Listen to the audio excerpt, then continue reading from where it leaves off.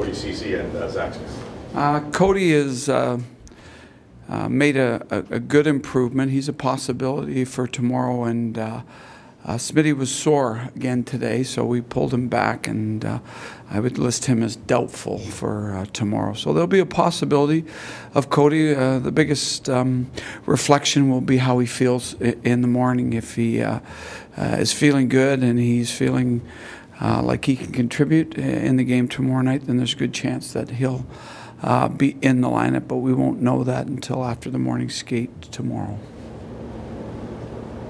Are you able to identify who your goaltender is tomorrow? I haven't told them yet, so I'd prefer to tell them first. I thought, Craig, obviously with the 0 last night, that's a pretty good outing for him. I thought he was really good, especially in the first period when we needed him to be. The first save that he made off of Eichel on the power play, that one-timer coming across. I mean, he was so on with that.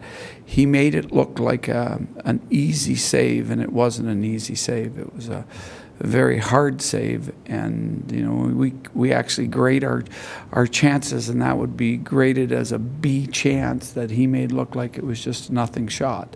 And so when he's doing that, good things are happening. But Nielsen's played well here lately as well. So we've got two good options to choose from in tomorrow. And as we said all along, we still have to keep making assessments and evaluations on our people, and especially on Anders Nilsson. What are your thoughts on Max Veronneau and how he's adjusted? I thought he's adjusted well.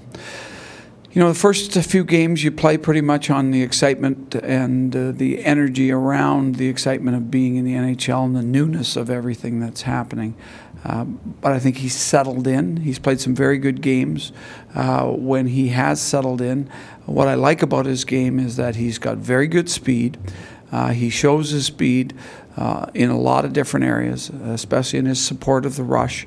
And his ability to get in and complement his line mates on the rush. He's been decent on the forecheck.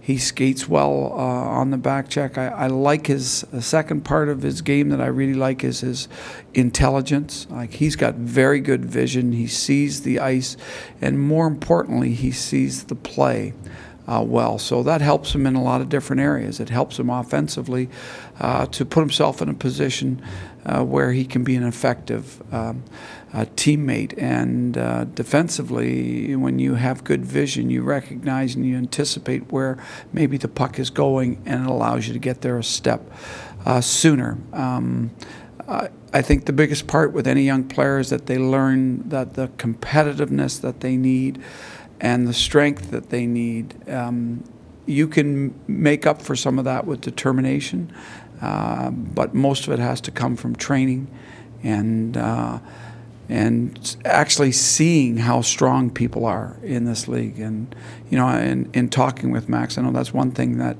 has jumped out to him, is just how strong some of these NHL defensemen are, how strong opposition forwards are. And I guess it's logical until you really see it and you're playing every day, you don't recognize just how important that strength becomes in your day-to-day affairs on the ice. And ultimately, we think we've got a really good player there. And, I think he's got NHL player written all over him, but there's no doubt that he's got some improvements to make as well. Mark, what's your evaluation of Anthony Duclair's game last night? I thought he was extremely good last night. I thought that the patience he showed on the goal was very good. Anthony is a powerful skater. He protects the puck real well. Talking about people with NHL strength, he has that. And I'm sure if you looked at him when he was a 19-year-old playing in the league for the first time, he was all dash and not a lot of strength. But he's gotten stronger, he's gotten bigger, and he's become more complete. I think for him to be a really good player in the NHL, he's got to take his assessment and maybe the way that he really treats his offensive game and put that into a complete game, and then you'll have a really good player.